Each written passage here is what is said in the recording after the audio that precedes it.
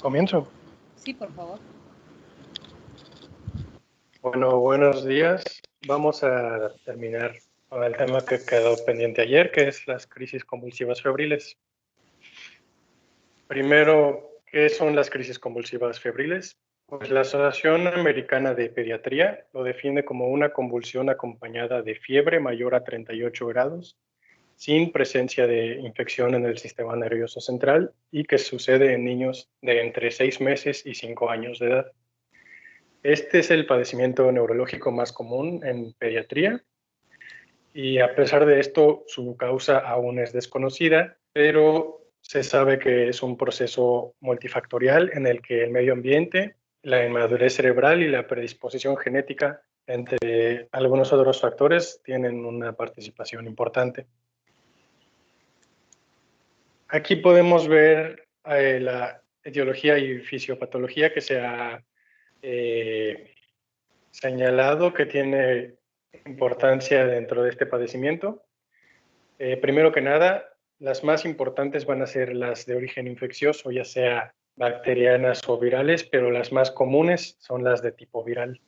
A esto podemos añadir, como mencioné, la predisposición genética, también disregulación hipotalámica, hiperventilación e hipocapnia, hiperexcitabilidad hipocámpica o cortical, la inmadurez cerebral, la afección de la expresión de canales de sodio, y uno que se ha estudiado mucho es el déficit de hierro, hay muchos artículos al respecto. Y otro importante es las inmunizaciones. Se dice que se ha encontrado que cuando se vacuna, se pone más de 2 vacunas a un niño de una sola ocasión, el riesgo de padecer la crisis convulsiva aumenta.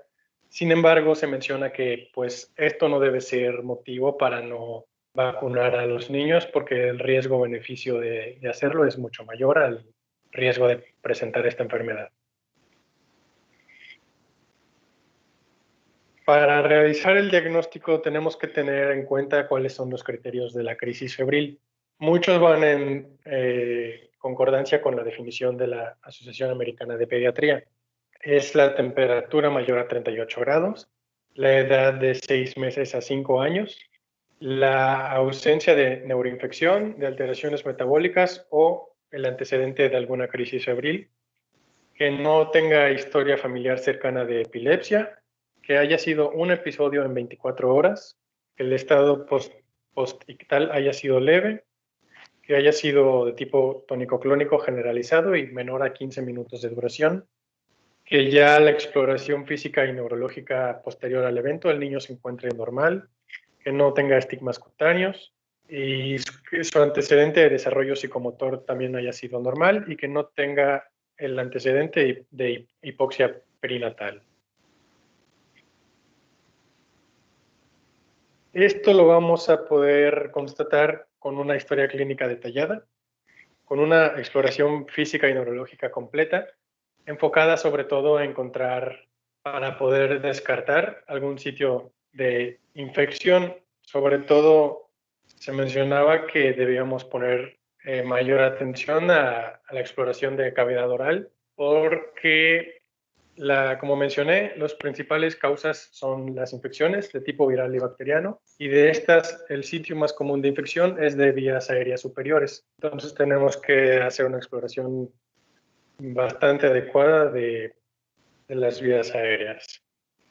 Vamos a tener que descartar también los diagnósticos diferenciales, que estos pueden ser Vías rigores. aéreas, perdón, vías aéreas, pero también revisar los oídos, puede ser otitis, investigar acerca de la presencia de algún síntoma que pudiera pensar que fuera una infección urinaria, que son los sitios más frecuentes, ¿no? Y por supuesto averiguar también si no está cruzando con un cuadro de gastroenteritis Sí, infecciosa. básicamente infección en cualquier lado, porque mencionaba que cualquier proceso que pueda producir fiebre puede producir también la crisis convulsiva febril.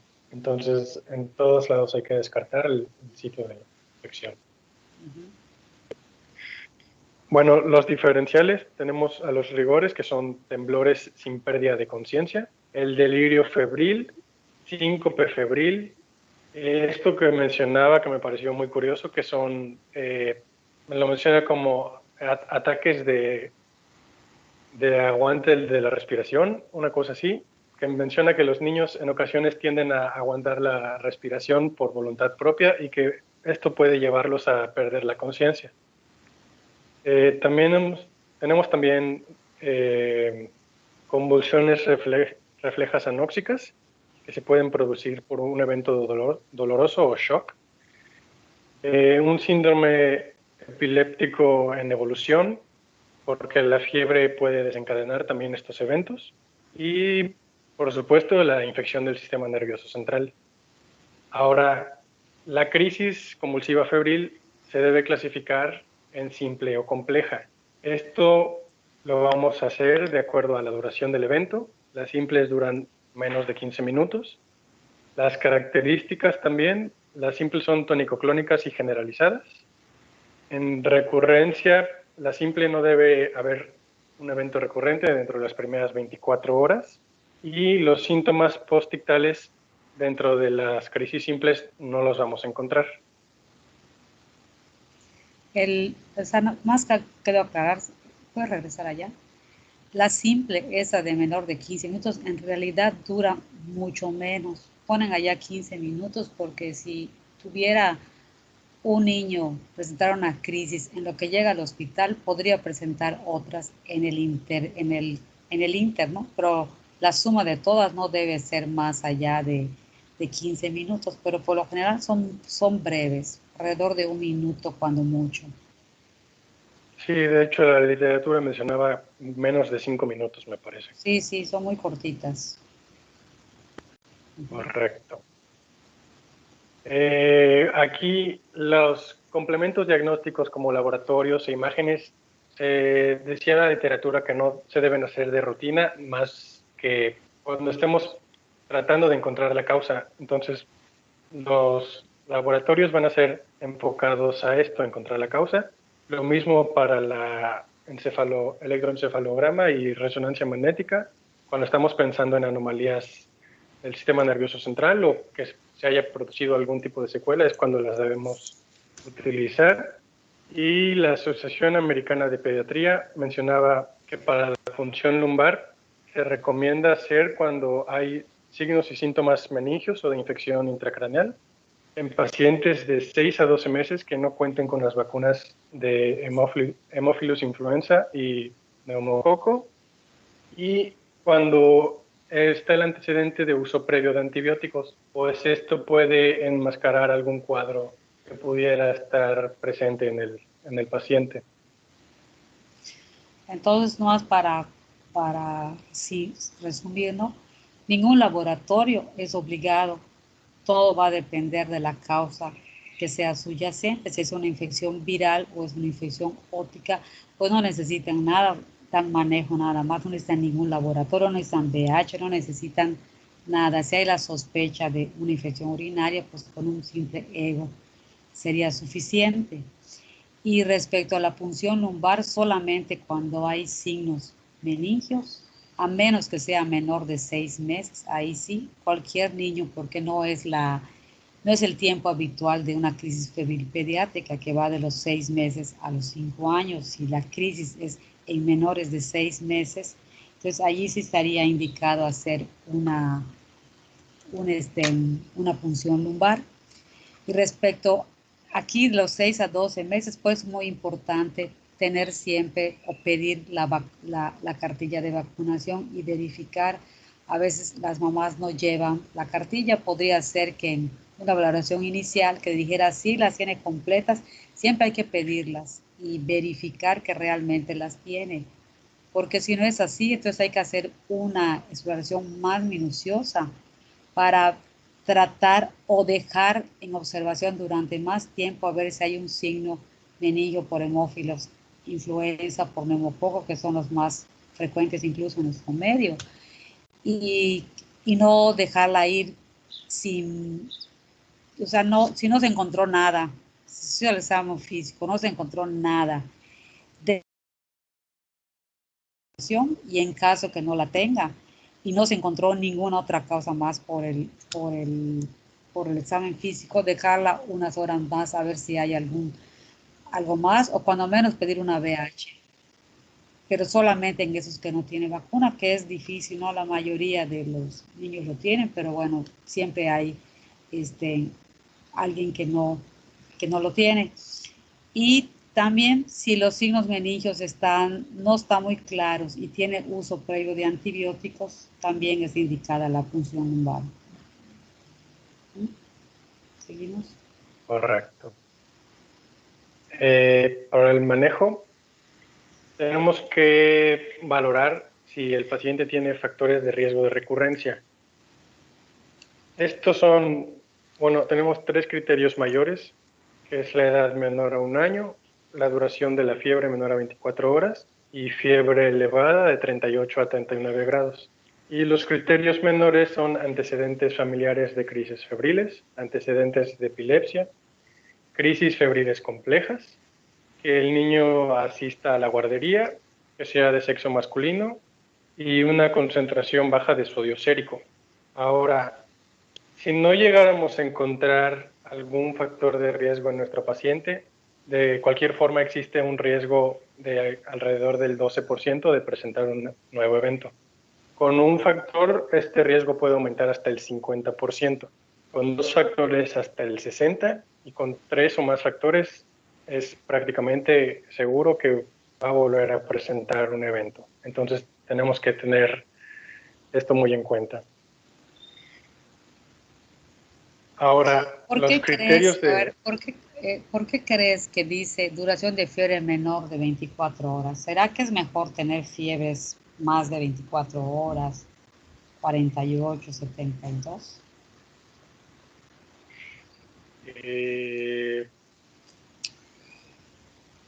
No lo sé, doctora, eso sí, no se me ocurre. A ver, es que es cuestión de pensar un poquito. ¿Alguien que quiera participar?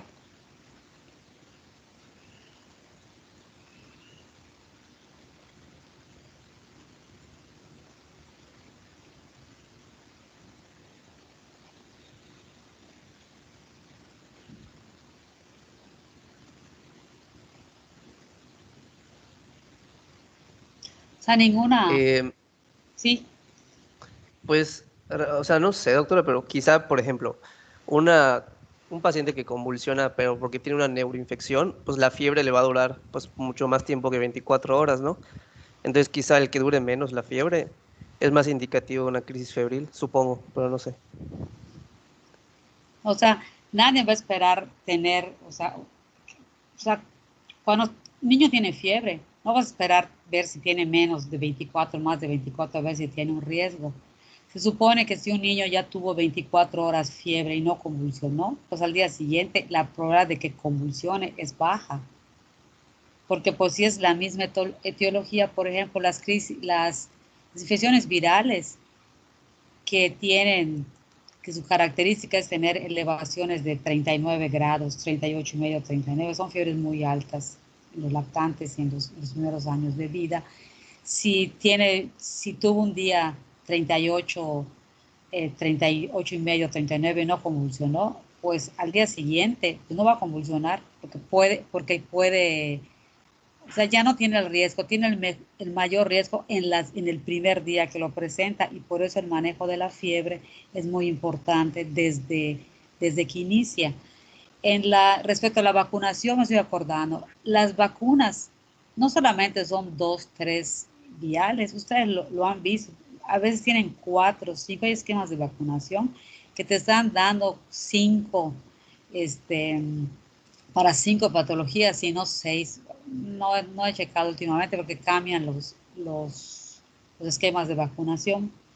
Con, después de algunos años cambian, se consiguen nuevas vacunas y todo, pero sí, el último esquema que recuerdo tiene hasta 5, hasta contra 5 o 6.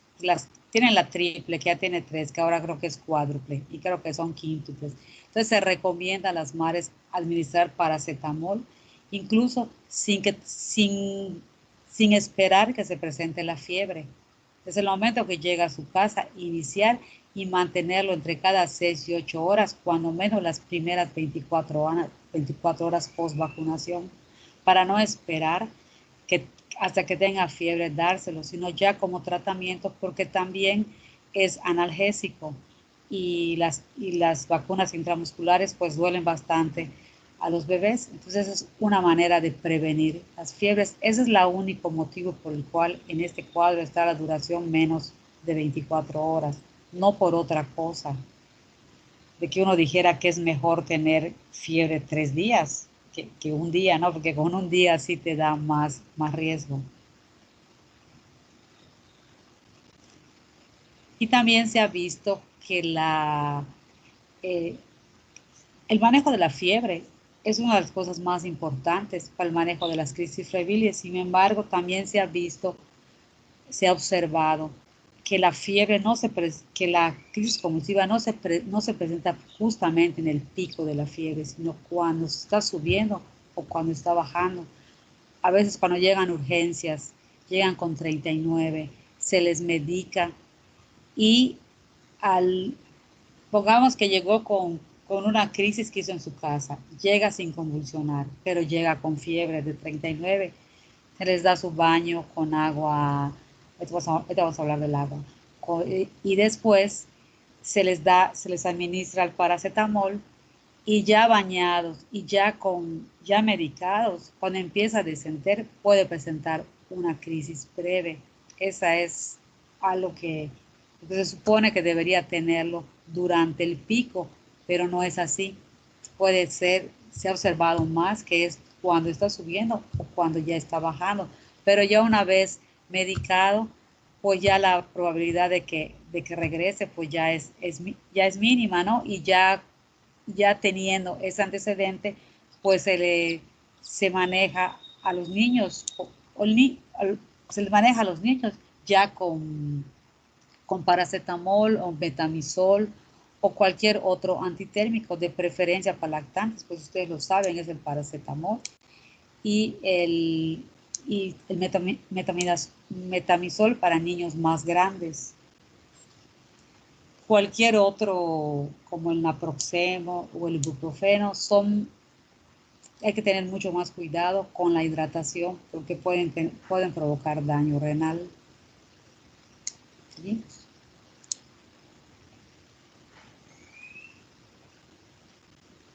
¿Seguimos?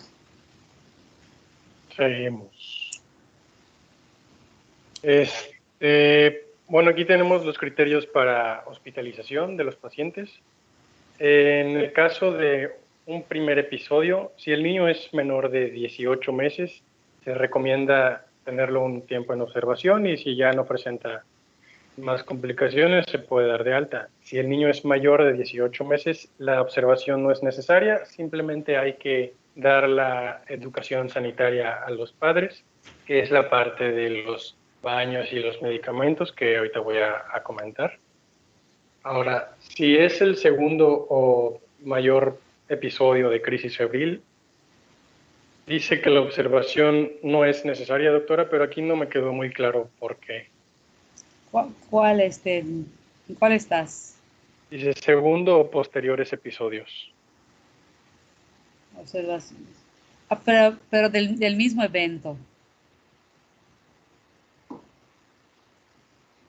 A eso es lo que se refiere. Primer episodio te lo ponen por menor de 18 observación. O sea, menor o mayor se deben de quedar en observación. Y cuando los das de alta, le debes de indicar antitérmicos con horario. Ya no vas a esperar que los niños que no tienen este problema, se le puede indicar a la madre los antitérmicos hasta que le empieza a subir la temperatura, ¿no? Se le dan su baño y si no cede, pues se le administra el medicamento. Por los que ya tienen un evento de este tipo, cada vez que hay fiebre se deben de medicar con horario. Segundos o posteriores episodios, pues son necesarias solamente que se refiera a eso. O sea que ya se sabe que el niño padece de crisis febril, o sea que sea una recurrencia. Pero igual sería un poco arriesgado, porque algunos de los que recurren ya van aunque la probabilidad es muy poca, ya van para criterios para puedan diagnosticar una epilepsia. Ok, O sea, no es bueno, muy, no está muy bien esa línea de segundos o posteriores episodios, no necesaria. sí, no me quedó muy clara. Bueno, en los casos de las crisis febriles complejas y en los casos de una primera crisis febril en ausencia de historia familiar, la observación es recomendable. Es casi todas, ¿ah? Casi la minoría tienen antecedentes familiares. Son Ok, las que tienen la predisposición, los autosómicos dominantes, pero son muy, muy raros. La mayoría no tienen ningún antecedente. correcto. Bueno, y por último, el tratamiento. Como vimos, Ok. este padecimiento es mucho de encontrar la causa de infección y dar el tratamiento específico para esta infección. Fuera de eso, si el niño no presenta complicaciones y no presenta eh, una, un evento ictal pues presente, activo, el manejo va a ser simplemente con antitérmicos, puede ser paracetamol, ibuprofeno o similares.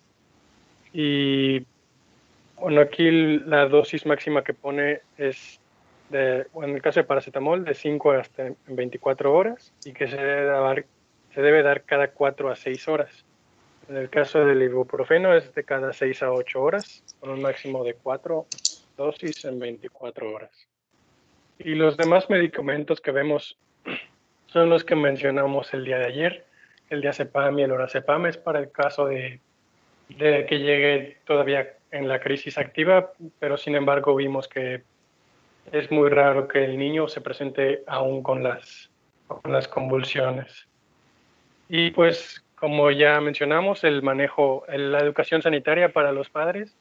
eh, la literatura mencionaba mucho que con ellos hay que ver la parte emocional, que obviamente les va a causar preocupación que su niño tenga fiebre e incluso más si lo ven convulsionar, pero hay que tranquilizarlos y decirles que con el tratamiento sintomático que se les va a dar y el manejo que ellos le den en casa, es muy poco probable que vuelva a suceder y va a mejorar rápidamente.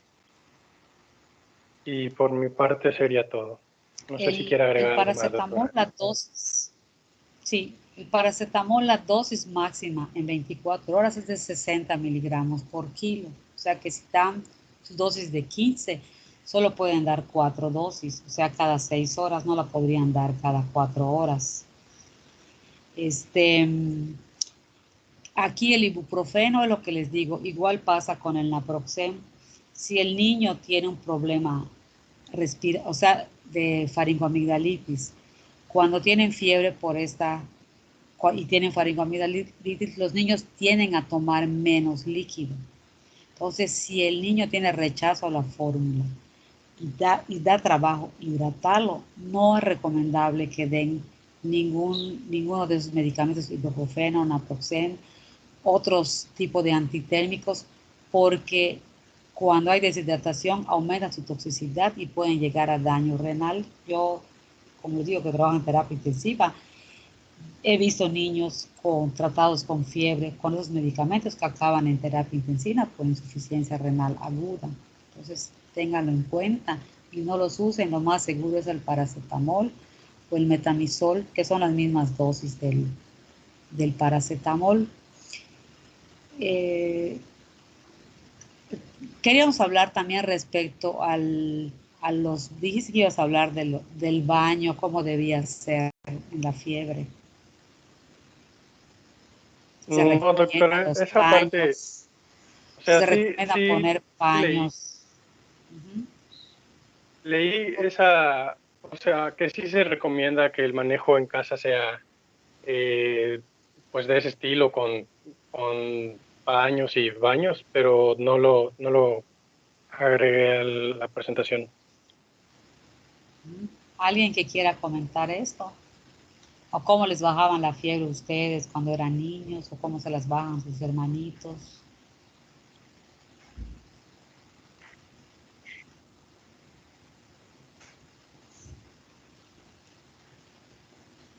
Bueno, en mi caso sí era con baños, doctora, pero he escuchado de personas que recurren a cosas como poner una rebanada de papa dentro del calcetín y cosas así, pero no sé eso sí cómo funcione. Entonces a ti cuando te da fiebre, lo que haces es baño. Tomas antitérmico también, ¿no? Sí, a la fecha sí. Alguien que baje la fiebre de diferente manera. Bueno, en mi caso, de niño, me ponían supositorios a mí, la verdad. O sea, porque, bueno, a mí me llegaba casi a 40 grados la temperatura. No convulsionaba ni nada, pero me llegaban muy alto las fiebres. Pero ya ahorita, ya de grande, se me suben demasiado. Cuando tengo fiebre o algo así, lo más 38.1, algo así, y solo con paracetamol se me quita. Está bien. Qué bueno que dices lo de los supositorios, porque para los lactantes, hasta la última vez que revisé allá en las farmacias, no existe un supositorio que sea de la dosis que requiere la que existía, que creo que ya no hay, es el Tempra de 100 miligramos. Entonces estamos hablando de un niño alrededor de 9 kilos cuando, o sea, cuando menos para poder ponerlo. Para lactantes no hay ninguna presentación rectal en México que se pueda poner. Y existía también el metamisol que venía de 300 miligramos, son de niños mucho más grandes para poder aplicarlo. Entonces es una desventaja, yo digo, porque a veces cuando el niño tiene rechazo al alimento o da trabajo que tome la medicación, el supositorio, y que tuviera el peso suficiente para sostener una dosis de, de supositorio, pues era muy bueno porque como además era analgésico, disminuía un poco la inflamación de la faringe y permitía comer mejor. El riesgo que existía y que si alguna vez se topan con un supositorio y a la dosis, por ejemplo, que digan, sí me alcanza esta dosis de supositorio, pero lo voy a partir la mitad, lo voy a poner la mitad al niño y la otra mitad la dejo. Esa se la pongo en otra ocasión. Eso no se debe de hacer porque a veces los supositorios, el medicamento no está diluido homogéneamente en todo, en lo que es todo el supositorio. A veces el medicamento queda de un lado y la parte de grasa queda de otra parte. No es algo que tú digas, lo voy a partir como una tableta, ¿no? Hay tabletas que vienen ranuradas, parte la tableta y estás tomando la mitad de la dosis, si se parte bien, ¿no? Con la cuchilla. Un supositorio no se puede hacer eso. El supositorio puede variar y entonces cuando se va a usar, si se tiene el peso, se tiene que usar completo. No se recomienda estar dividiéndolo porque no va a tener la dosis suficiente. Podríamos pasarnos de la dosis de un lado y en el otro lado que sea insuficiente. Respecto a las otras medidas, pues a veces hay culturas, ¿no? No sé si han visto, hay culturas que lo que hacen es tener más, por ejemplo, los asiáticos se envuelven con mantas más fuertes para elevar más la temperatura y hacer que el cuerpo sude. Y cuando quitan las mantas, el sudor que está, se ponen luego frente a un ventilador para enfriar la piel. Nosotros, o sea, que pueden ver varias, no es una cosa uniforme, no es una cosa que se pueda recomendar uniformemente para bajar la fiebre, es una ayuda cuando la fiebre no es muy elevada, si estamos hablando de febrículas, o cuando mucho 38, 37,8, 37,7, podría ser que un baño con agua templada, no se recomienda nunca dar agua fría, no es agua tibia, porque el agua fría cuando tienen fiebre es muy desagradable para la persona. En los niños, en los lactantes se recomienda un baño con agua tibia prolongado, o sea que tarde, que se les vaya tirando el agua tibia y conforme se va secando en la piel, enfría con el ambiente. y eso hace que se sientan mejor. Si la temperatura no llega a 38, podría ser suficiente con eso, pero si es de 38, den siempre medicación, no se arriesguen a las crisis febriles. De hecho, ya está indicado dar medicar, y si se quiere bañar, también el aire acondicionado ayuda, sobre todo en las épocas de mucho calor, en la época que estamos viviendo ahorita, en esos días.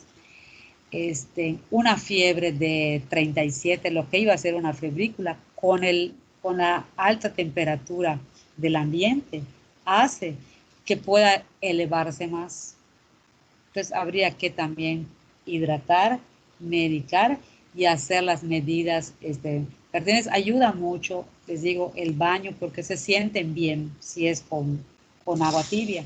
Igual ustedes, si tienen fiebre y todo, nunca se echen agua fría encima, la ponen tibia, y ya estando bajo la regadera, como sientan mejor, le pueden ir bajando la temperatura hasta que llegue una temperatura que no les moleste sentir, y quedarse allá un ratito, claro, previa toma, antes de que se metan a la regadera, de tomar algún medicamento. Claro, ustedes no van a convulsionar, pero es muy desagradable la sensación de tener la temperatura, y todos los procesos metabólicos que se despiertan con la elevada de la temperatura, pues no son buenos para ninguna persona. Es por eso que la temperatura bota a cualquiera, nadie se siente bien con temperatura. Respecto a los medicamentos, pues no se recomiendan dar ningún anticonvulsivante para nada, ¿no? Si el niño tuviera muchas recidivas de crisis febriles, entonces sería pasarla a neurología, y que neurología maneje, porque no está indicado. La probabilidad de que se convierta en epilepsia o en un síndrome epiléptico, pues es muy baja, muy baja, y antes de eso va a tener unas recidivas frecuentes. También hay un trastorno, lo vimos ayer, benigno, que pueden tener varias crisis durante este tiempo de los 6 meses a los 5 años, y posterior a eso no presentar nada. Si son lo suficientemente frecuentes como para alarmar, pues también se pueden pasar con el neurólogo. ¿Cómo, cómo pueden alarmar? Si tuviera déficit de talla, peso, o algún déficit neurológico. Entonces eso es lo que aviva de decir, bueno, eso no está yendo bien, porque las crisis febriles, estas que estamos hablando, cursan siempre con un buen desarrollo psicomotor, no hay afectación de desarrollo psicomotor, y de la talla y peso, todo es normal. Es un niño totalmente normal, que cuando tiene fiebre presenta puede presentar fiebre, pero como les digo, desde la primera vez que la madre ya sepa que eso puede ocurrir, se le puede educar a la madre en el servicio de urgencias, mostrarle un termómetro, vale 30 pesos en la calle, un termómetro de mercurio, ¿no? Se le puede explicar cómo manejarlo y todo, y que la madre aprenda a manejar el termómetro, que lo tenga siempre a mano, que sepa que existen los medicamentos que le van a dar, que lo tenga siempre a la vista, y cómo lo va a administrar para que eso no vuelva a ocurrir. Con esas medidas sencillas pueden prevenir, y la mayoría de los niños no vuelven a tener otra crisis. Con una crisis de entrada es suficiente, no vuelve a tener. Ahora, si aún con todas las medidas, aún hay repeticiones y de varias, y el padre se preocupa, y ustedes también no tienen la duda de que si la madre está siguiendo no las recomendaciones, y para proteger al niño, pues vale la pena que, que se le pase a neurología para descartar cualquier otra afectación que pudiera estar, y que todavía estuvieran a tiempo de mejorar un poco, o que no tuviera repercusión en el crecimiento y desarrollo. ¿Estamos? Correcto, doctora. También me gustaría hacer un poco el ejercicio de lo que decíamos ayer respecto al midazolam intranasal. Imagínense que ustedes están en el servicio de urgencias. Yo ya les dije, bueno, son 200 microgramos por kilo que se le podría administrar intranasalmente. Quizás eso se pueda aprender, no sé si se pueda mantener en la memoria, porque es un conocimiento que necesitan tenerlo en el momento, no es algo que, bueno, lo podrías buscar y todo, pero ¿cómo hacer esas conversiones? ¿Quiere que hagamos un ejemplo de esto? Sí, doctora. Bueno, en las instituciones la presentación más común que tienen de midazolam es de 15 miligramos en 3 mililitros. 15 miligramos en 3 mililitros, estamos hablando, si tienen allá su lápiz, que lo vayan haciendo, que van a tener, en 1 mililitro van a tener 5 miligramos. ¿Estamos? Sí. ¿Ya? Entonces, si abren una ámpula de midazolam y con una jeringa, agarran una jeringa de insulina y la llenan a 1 mililitro. Creo que ya hicimos una hicimos con adrenalina, ¿verdad? Sí la hicimos cuando vimos recién nacido. Bueno, pues, pero aquí va directo, no son dos diluciones. Abren el ámpula de midazolam que trae 15 miligramos en 3 mililitros y toman 1 mililitro de ese midazolam. Entonces van a tener en toda su jeringa, ¿cuánto? 5 gramos. 5 miligramos. Perfecto. Entonces, si el niño, vamos a ponerlo fácil, pesa 10 kilos, ¿cuántos microgramos necesitamos ponerle?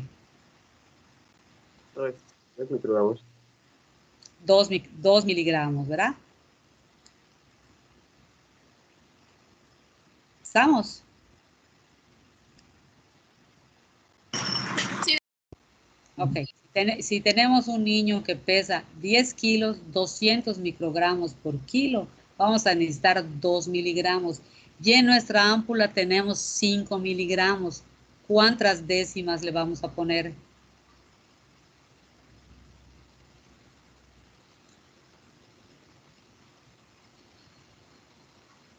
4. 4 décimas. Yo les recomiendo que mejor lo hagan de esta manera. A veces con prisa lo hacen con goteros, pero los goteros tienen diferente. O sea, no es la misma una gota de una jeringa. Muy fácil. Si tienen una jeringa y una aguja y tratan de gotear, vean que el tamaño de la gota que sale por la aguja es diferente al que sale por la jeringa. Entonces, las gotas, hay de gotas a gotas. Los medicamentos que vienen en goteros siempre traen allá su leyenda que te dice tantas gotas equivale a 1 mililitro, porque nosotros siempre vamos a recetar no en gotas, en miligramos, a menos que conozcamos el gotero. Por ejemplo, el de Tempra, que se conoce el gotero muy bien, ya sabemos que son 2 gotas por kilo de peso, por 2 gotas por kilo de peso para bajar la fiebre. Pero si cambiara la presentación o nos fuéramos otra marca, siempre es bueno verificar a cuántas gotas corresponde 1 mililitro y adaptarlo a lo que es la madre para darle indicación. O sea, es decir, a una señora no le vamos a decir, le va a dar tantas décimas, le vamos a dar por gotas porque vienen goteros, esa es la facilidad. Pero como médicos tenemos que traducir cuántas gotas equivale a la dosificación que nosotros vayamos a dar. En un servicio de urgencia, si queremos una dosis bien y no estamos, y el medicamento, el midazolam no viene en gotas, viene en ámpulas. Entonces, lo más fácil es cargar una de insulina con 1 mililitro y aplicar los 200 microgramos. Ya ven que es muy fácil, o sea, va a ser el doble, como son 5 miligramos en 10 décimas.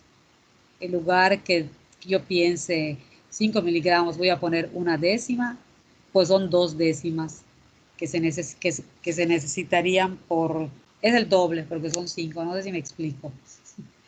Cuando es 10, es de 1 a 1, pero ahí como son 5 y quiero 200 y son 2 miligramos, entonces lo que voy a tener es 4 décimas, como dijeron.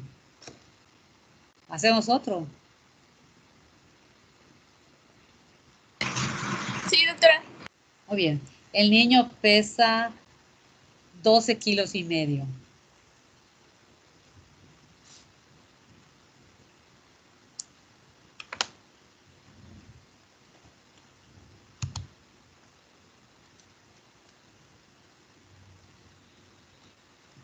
Necesitaría 2.5 gramos, ¿no? Exactamente. O sea, sería la mitad de la 2.5 décimas de la jeringa. Se los distribuyen en los dos, en las dos narinas. En poner 1,5, o sea, eh, una de los dos lados, le van goteando de los dos lados de la nariz y ven que se va relajando, posiblemente con suerte le quiten hasta la convulsión y ya la puedan tratar.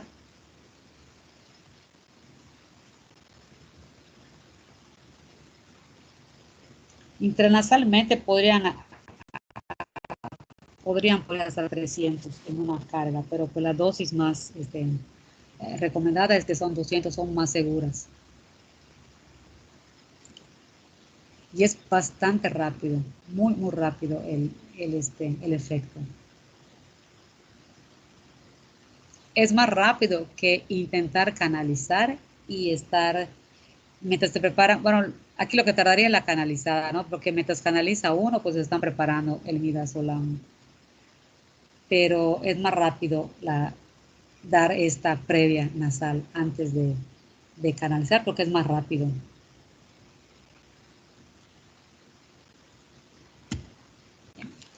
Pues si no tienen más preguntas o dudas. Doctor, tengo una pregunta. ¿Cuánto tiempo se deja en observación a un niño después de convulsionar? ¿O a todos igual se deja en observación? ¿O hay alguna indicación?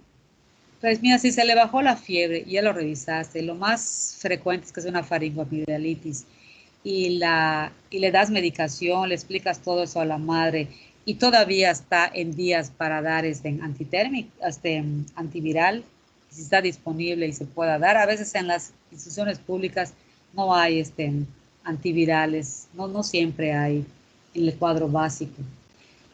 Se puede ir a las pocas horas. Una vez que bajes la fiebre y que veas que está bien. Otra característica es que el periodo posictal casi no existe. Cuando se le quita la fiebre así brevemente, despierta, el niño ya se quiere ir a su casa igual porque no está tranquilo en el servicio de urgencias. No se queda mucho tiempo, si esa es tu pregunta, se van el mismo día. Si no tiene otro, si realmente es una crisis febril, ¿verdad? Cuando es meningitis o sepsis o otra cosa, pues eso ya es otra cosa. Pero si es crisis febril, el mismo día se van a su casa.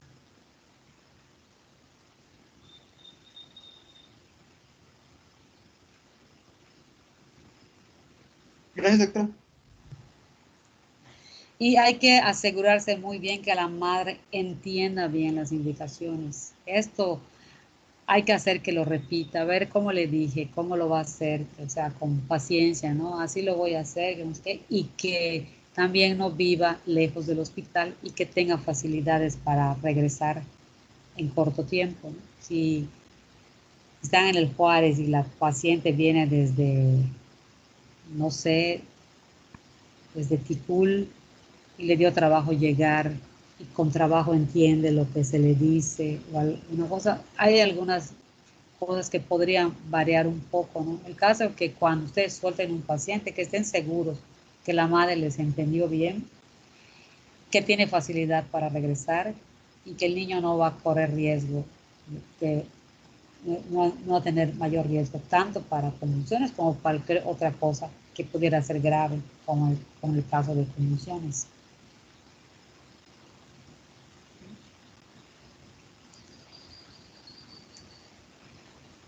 Pues si no tiene más preguntas, podríamos iniciar con talla baja.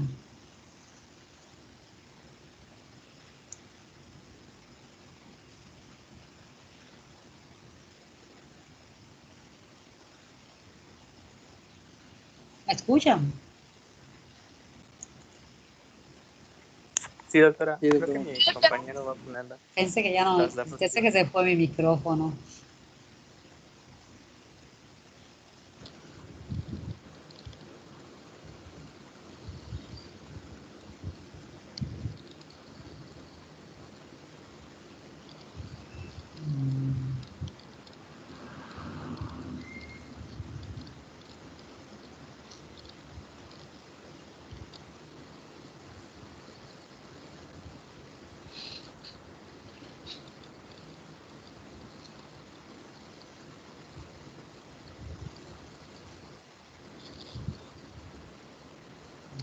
Faltan las preguntas.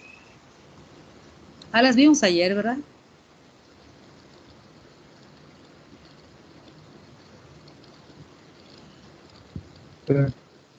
Sí.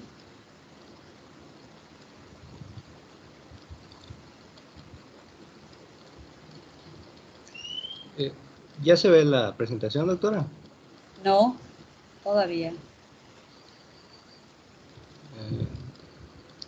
Es que creo que me actualizó el programa de Teams y me sale diferente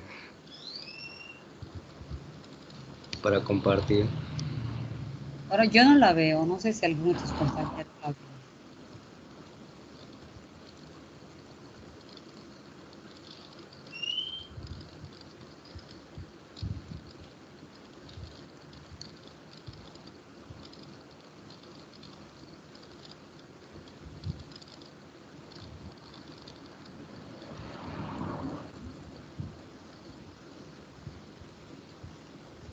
Ahora ya.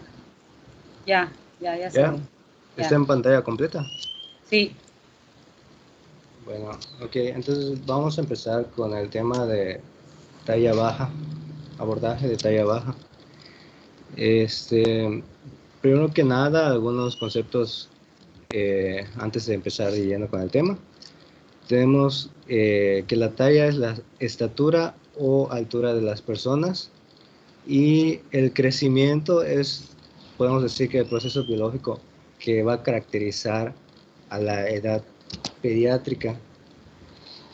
Y para poder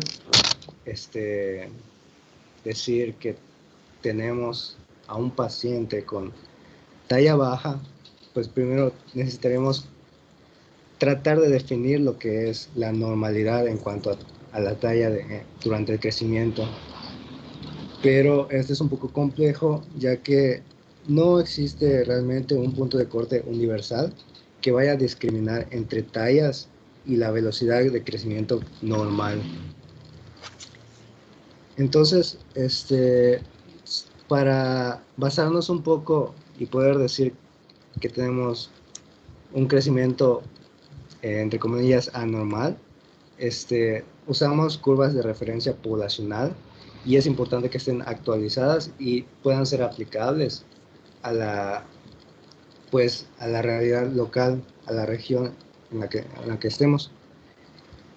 Y esto es importante ya que pues la talla la podemos catalogar como normal o normalidad estadística dependiendo de la edad, el sexo y la etnia del paciente. Pero aquí no estaríamos tomando en cuenta lo que es los factores genéticos, que también son muy importantes y que van a determinar hasta el 80% de la talla final del paciente en condiciones normales. Y pues en la infancia el crecimiento se va a ver influenciado más que nada por la hormona de crecimiento, y en la pubertad igual por esta hormona, pero con sinergia con las hormonas sexuales.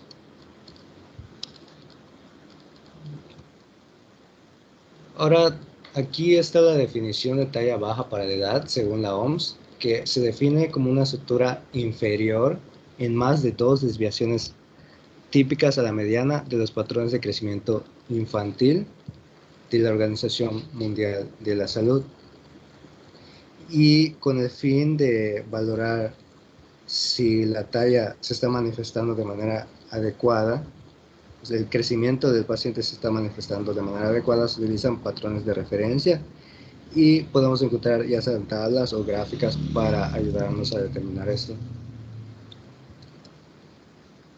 Aquí tenemos igual algunos criterios para definir cuando tenemos hipocrecimiento o talla baja. Esta tablita la encontré en un artículo y mencionan 4 puntos. El primero sería que la talla esté por debajo de 2 desviaciones estándar. O sea, como había dicho, hay gráficas que podemos utilizar. Entonces, de las más usadas, una utiliza desviaciones estándar, y otra utiliza percentiles. Entonces, por eso aquí nos ponen que esté por debajo de 2 desviaciones estándar o en el percentil 2 o 3. Algunos autores consideraban que está fuera de la normalidad, por debajo del percentil 5 o por arriba del percentil 95, y otros por debajo del percentil 3 y por arriba del 97. Entonces esto varía un poquito. Y esto va a ser dependiendo, como había dicho, de la edad, el sexo y la etnia del sujeto. Aquí estaríamos hablando de lo que es una normalidad estadística del crecimiento. También otro punto sería que la talla esté entre las 2 desviaciones estándar, ya sea arriba o por debajo, para la población general, pero que se sitúan más de 2 desviaciones estándar por debajo del carril de crecimiento que va a corresponder a su talla diana. Más adelante vamos a ver cómo sacar la talla diana y lo que sería el carril de crecimiento que debería seguir el paciente. El siguiente es que hayan expectativas de talla. ¿Puedes distinguir la diferencia de cómo interpretas como dices tú, las curvas de crecimiento pueden estar expresadas en desviaciones estándares o pueden estar expresadas en percentiles?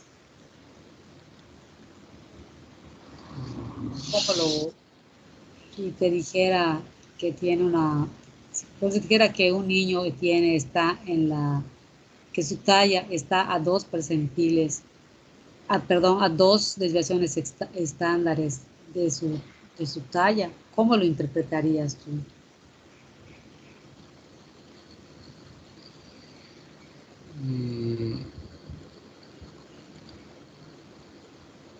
En términos de probabilidad.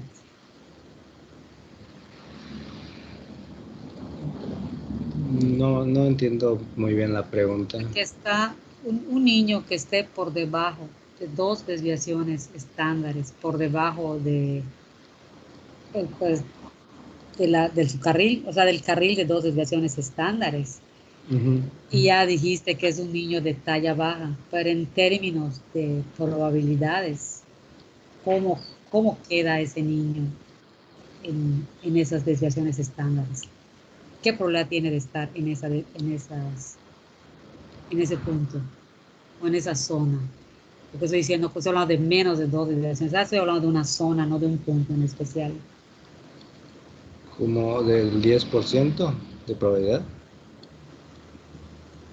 No. ¿Cuántas Sería el probabilidad tiene? 2.5%, ¿no? 2.5, más o menos, sí.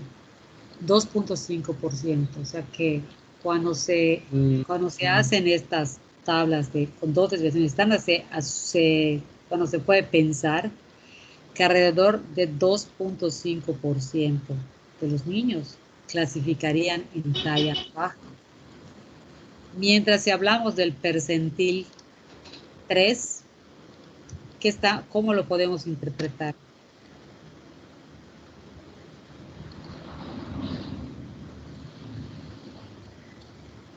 En términos de probabilidad, más o menos es lo mismo, pero para trabajar un poco la mente. Un niño que está en el percentil 3, ¿cómo está con respecto a los demás? Pues en ese caso sería el 3%, ¿no? No, porque los percentiles no están así. Bueno, podría ser. Depende como lo conciba tu mente, pero así en el percentil sí lo vamos a pensar que están todos los niños enfilados, desde el más chiquitito hasta el más grande.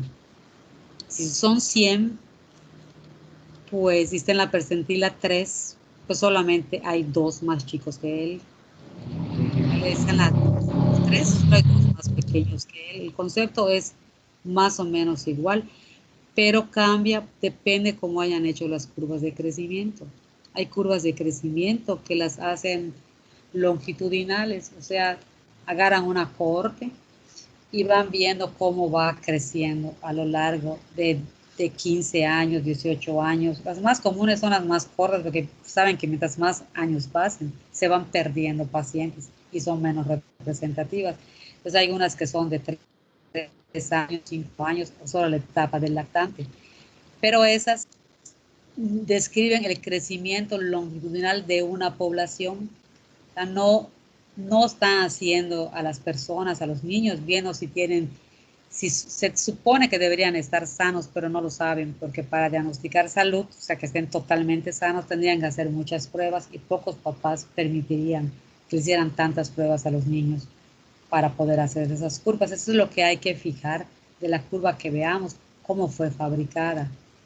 Otra metodología que tienen es hacer puros transversales, o sea, agarra un grupo de niños de 1 año al mismo tiempo, de 1 año, 2 años, 3 años, son diferentes. Cada punto en la curva está no son los mismos niños, porque no los quieren seguir, se hacen puros corres, un montón de cachitos, y por eso las curvas de crecimiento no son iguales, varían también porque la genética de los lugares donde lo hagan también va a variar. Y hay otras, creo que la última de la OMS parece que, pero solamente está corta, parece que es hasta los 5 años, es infantil, están hechas con niños donde se checó que de veras estuvieran sanos, entonces están un poco distintas. Entonces, moraleja, para valorar a un paciente con talla baja, hay que checar varias tablas o decir de qué tabla se está haciendo el diagnóstico, porque puede variar las que más se usan, pues yo puedo referencia con el de la OMS, o hay tablas mexicanas, ver de cómo se hizo, pero sí checar varias para prostigarnos un poco más. No es tan fácil decirlo. O sea, no se recomienda que digan, bueno, tiene talla de 2 desviaciones sanas y que no pongan la referencia de qué fuente o respecto a qué curva se está midiendo.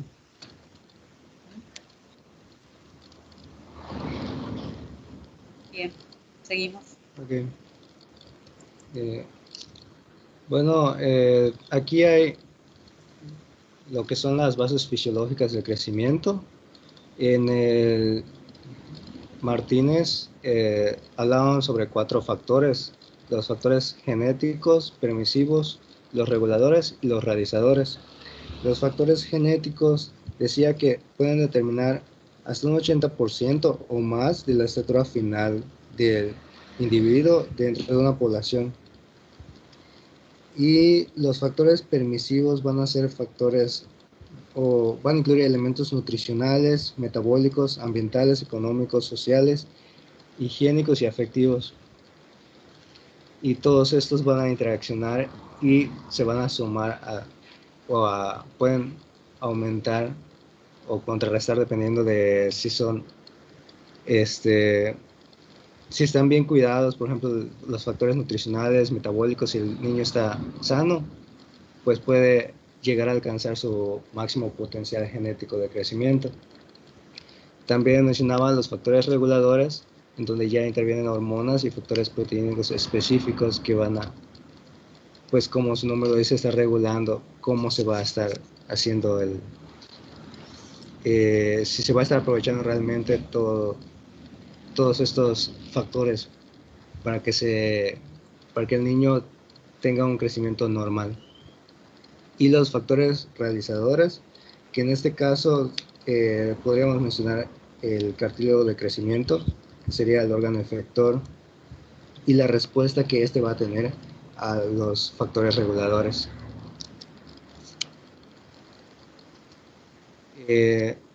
Siguiendo igual con las bases fisiológicas de crecimiento, en un artículo había este modelo, el modelo de Kahlberg, en donde se dividía lo que viene siendo el crecimiento en 3 componentes.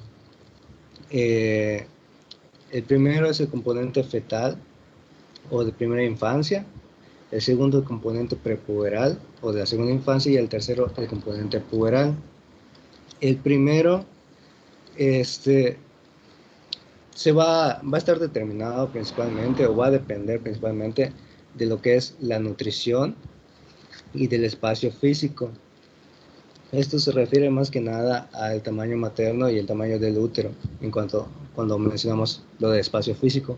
Y la nutrición, como estamos hablando de la etapa fetal, pues hace referencia a la placenta, a cómo se va a estar nutriendo y obteniendo oxígeno el feto. Y en esta etapa la regulación hormonal va a ser por la insulina y por factores de crecimiento similares a la insulina, pero todavía no está interviniendo la hormona de crecimiento.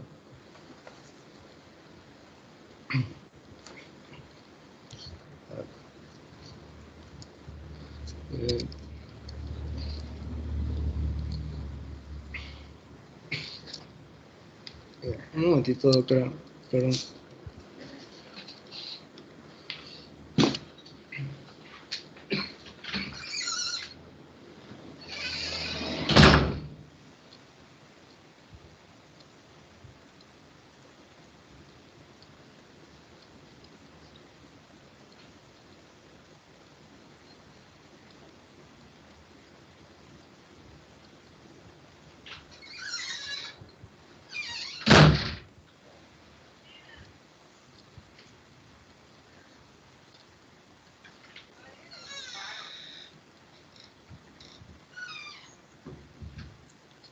Acá cuando vemos el primer componente fetal, a veces el producto puede ser que tenga o genéticamente pueda pesar más, pero la madre esté desnutrida, no de una buena nutrición, o que sea de talla baja también, y entonces no hay, por eso dice el espacio físico, el tamaño del útero. ¿No crees estos niños a veces, cuando es así, del peso al nacimiento, cuando empiezan a crecer, suben 1 o 2 carriles y se mantienen ahí? Lo que siempre hay que fijarnos es que el carril que agarre siempre se mantenga a lo largo de todo el tiempo de la vida. Varía mucho cuando se acerca la pubertad, pero es ahí cuando podemos detectar alguna anormalidad del crecimiento y desarrollo. Todos los niños deben tener su curva. Creo que en la cartilla de vacunación viene una curva y debe ser llenada en las consultas, porque es la manera en que se vigila el crecimiento de los niños. Ya, pues seguimos. Sí, ya está. Continúo con el componente de la primera infancia, que va a llegar o va a abarcar hasta el segundo o tercer año de vida. Y aquí ya va a seguir jugando un papel importante lo que es la nutrición, y se va a empezar a como que manifestar progresivamente lo que son los factores genéticos, el genotipo.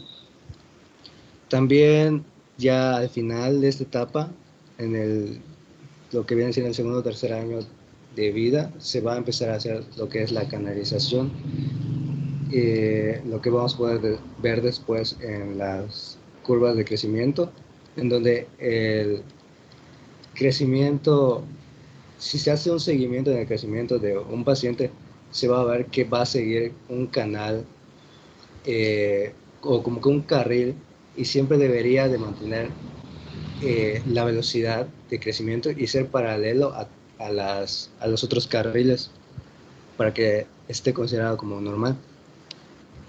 Y esta canalización va a ser influenciado por la talla familiar y el ritmo individual de maduración. Y aquí entra lo que es también el eje de hormona de crecimiento y los factores de crecimiento similares a la insulina, que van a ir asumiendo progresivamente la regulación hormonal del crecimiento. Después pasamos al componente prepuberal o de la segunda infancia, y aquí ya podemos decir que se está manifestando mucho más el genotipo. Va a tomar un papel más importante, que no lo hacía en el componente anterior, ni en el fetal ni en el de la primera infancia. y la regulación hormonal siempre por la hormona de crecimiento y los factores de crecimiento similares a la insulina, por el eje GH y GF. Pero pues también va a haber participación de los otros ejes hormonales como el tiroideo y el suprarrenal. Y por último tenemos el componente puberal.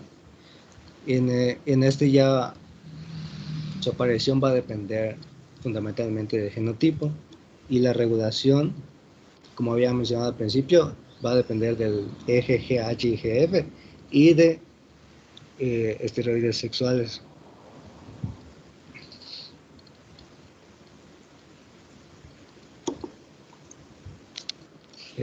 Como podemos ver en la gráfica, el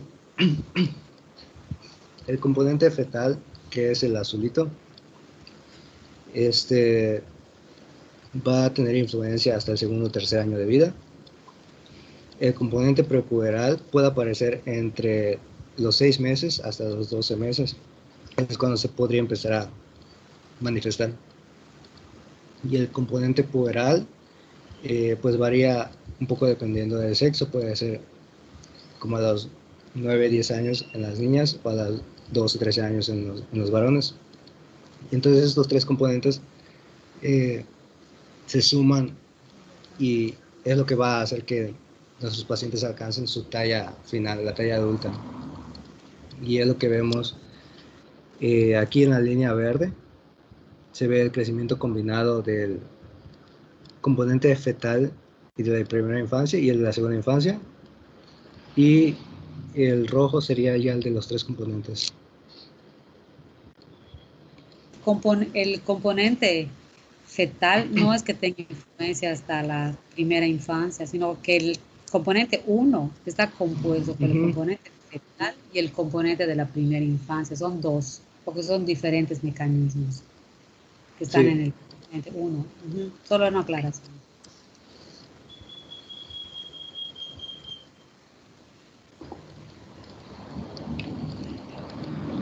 Y aquí tenemos otra tabla, siempre del modelo de Calvert, pero con respecto a la velocidad de crecimiento. Que en realidad es la misma, es la misma expresada de manera diferente, pero es la misma curva. ¿Sí? ¿Lo salto entonces? ¿Ese?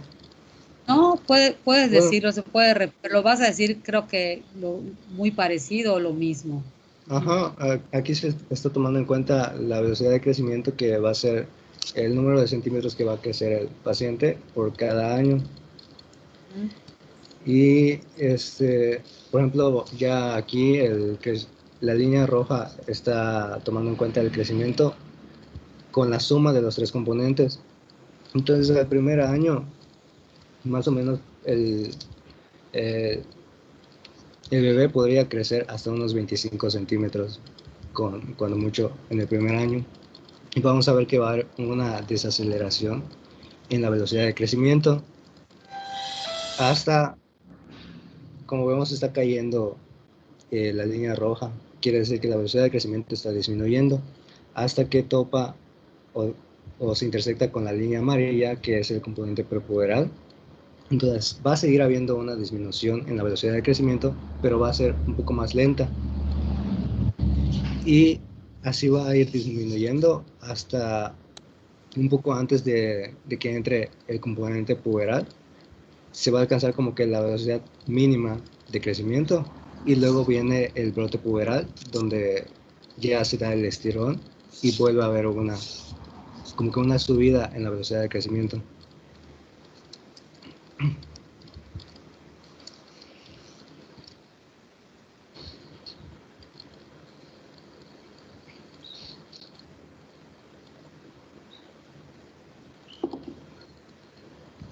Bueno, ahora para poder abordar un poco mejor a los pacientes que van a venir a consulta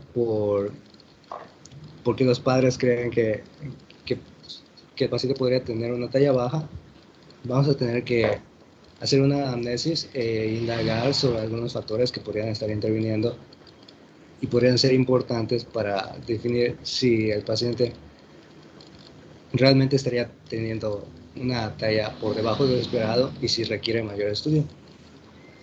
Entonces aquí tenemos antecedentes ginecobstétricos. Podríamos averiguar sobre el número de embarazo, las enfermedades maternas, factores maternos que podrían afectar a la nutrición y el crecimiento del feto y por lo tanto pues afectar el tamaño del recién nacido.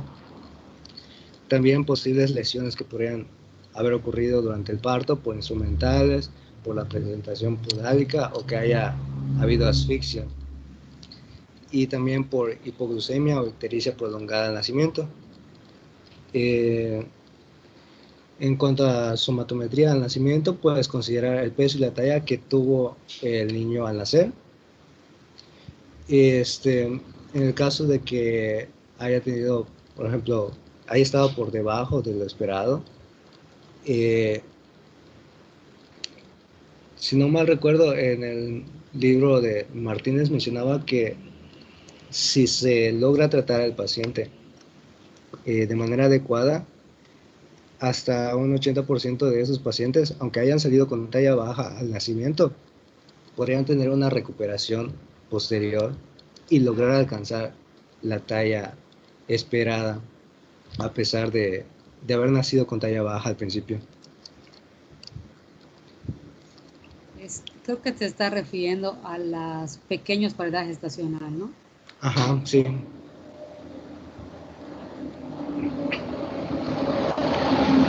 En los antecedentes personales patológicos, el estado nutricional desde el crecimiento y la situación socioeconómica pues van a influir, como habíamos mencionado, que entre los factores permisivos que están estos, pues para que el paciente logre alcanzar su potencial genético. La evolución del desarrollo psicomotor, así como el tiempo de evolución de la talla y antecedentes de alguna otra enfermedad que podría estar afectando el desarrollo, así como problemas psicosociales, familiares, escolares. Y en antecedentes heredofamiliares, pues hay que considerar la talla de los padres y el fenotipo que estos tengan. También el tiempo de inicio de la pubertad, tanto de la madre como del padre, y preguntar a qué edad fue la menarca o el aumento del volumen testicular, si se cuenta con esos datos, así como la aparición del vello púbico y consanguinidad, y si hay antecedente de talla baja en la familia.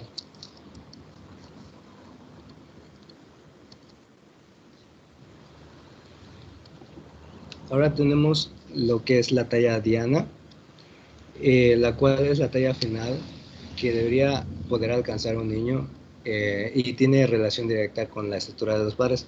Para que esto se pueda cumplir o sea confiable sacar la talla diana o el potencial genético que tiene un paciente en cuanto a su crecimiento, tenemos que tener como que razones para sospechar que ambos padres han logrado alcanzar el potencial genético de crecimiento, porque por la razón que sea, uno de los dos, por decir que no haya contado con los recursos económicos o que haya sido de una familia de escasos recursos y no haya contado, por ejemplo, con el factor de la nutrición, una nutrición adecuada, puede ser que ese padre no haya alcanzado el potencial máximo de crecimiento. Entonces, esto podría afectar la confiabilidad de realizar el cálculo de la talla diana. Entonces, esta fórmula para calcular la talla diana toma en cuenta la talla de ambos padres y como la diferencia generalmente entre niños y niñas es más o menos de 13 centímetros, por eso se incluye esta constante en la fórmula. En los niños se suma la edad de los padres más 13 y se divide entre 12, y en las niñas se resta 13 y se divide entre 2, y así se obtiene la talla diana.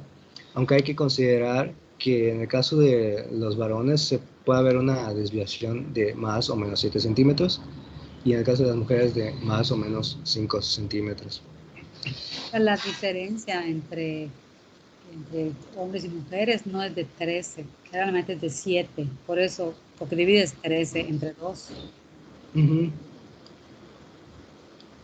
Sí. 7 centímetros más o menos.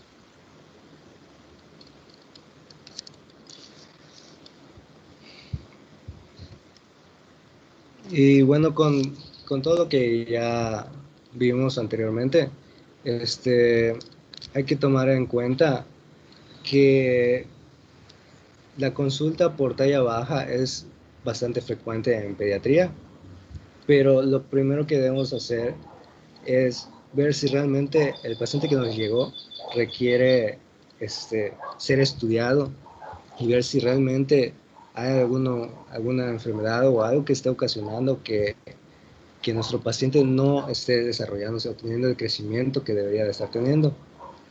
Y para eso podemos usar lo que acabamos de ver, que es la talla diana, y hacer el cálculo de cómo debería estar creciendo nuestro paciente. Pero van a ver como que estas dos variantes de la normalidad, que son la talla baja familiar y el retraso constitucional del crecimiento, en los que realmente nuestro paciente no va a requerir, al menos en primera instancia, si sale normal, entre comillas, no va a requerir mayor estudio o tratamiento. En el caso de la talla familiar, vamos a tener que va a haber una estatura y crecimiento que corresponden a la centila familiar, por eso el cálculo de la talla diana. Entonces, como vimos, como a los 2-3 años se va a dar la canalización, y es donde vamos a estar haciendo un seguimiento del crecimiento del paciente y ver si se está manteniendo en el canal o en el carril que le corresponde. Aunque nuestro paciente tenga talla baja, si hacemos el cálculo, por ejemplo, de la talla diana y corresponde a lo que estamos viendo en el crecimiento del paciente, aunque esté, por ejemplo, un poco por debajo de la centila 3, si está yendo en el carril adecuado o la velocidad de crecimiento está yendo como debía ser y corresponde con la talla diana, pues realmente nuestro paciente no está teniendo está teniendo más bien el crecimiento que debería tener de acuerdo con la genética o la carga genética que el paciente tiene.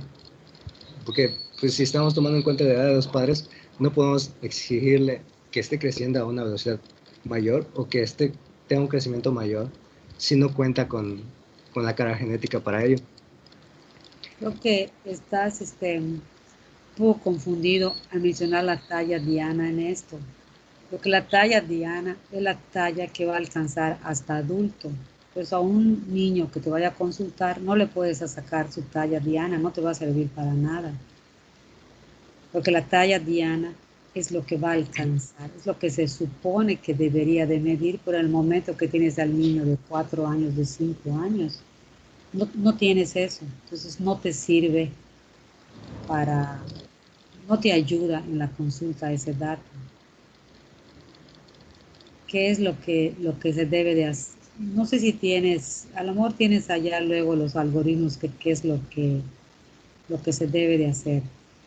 Retraso del crecimiento, como dice, hay un enlentecimiento del crecimiento, se empieza a bajar, pero los padres no lo notan, aunque empieza a los 2 o a los 4 años, no le llama la atención, el niño va perdiendo, va bajando de carriles, y hasta que llega un grado donde la mamá, por decir, si cuando entró al kinder, más o menos estaba del mismo tamaño que todos, y van pasando los años, y cuando llega al segundo año de primaria, ve que su niño, su niña, está más chico, o sea, que ve que los compañeritos han crecido y su hija no ha crecido en la misma persona, es cuando empiezan las preocupaciones respecto al retraso constitucional de crecimiento.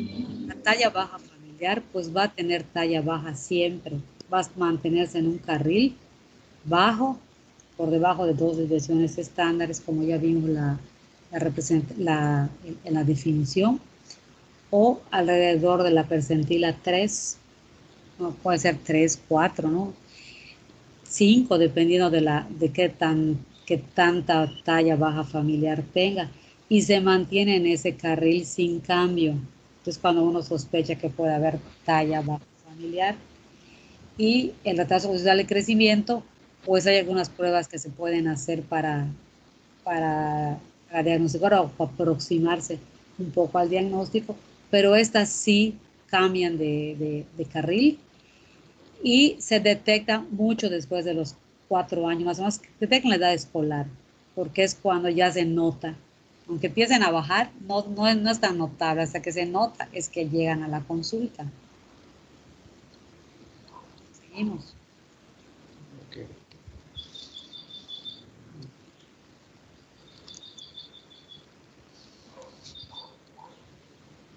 Doctora, sigo yo.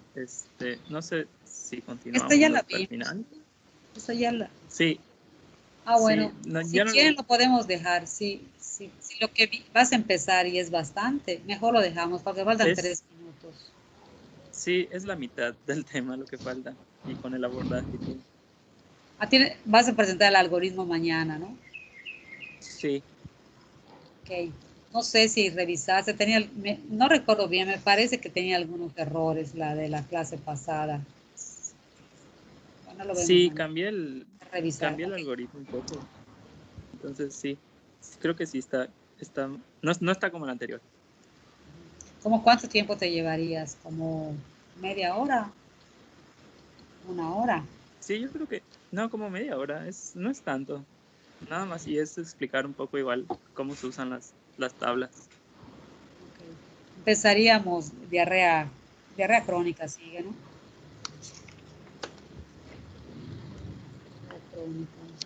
Sí, doctora, seguiría diarrea crónica. Sí, lo que les digo, quedan desfasados. Ok. Podríamos iniciarla.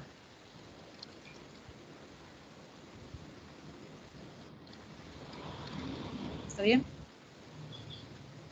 Sí, doctora. Ok. Entonces nos vemos mañana. Muy bien, doctora. Hasta mañana. Gracias.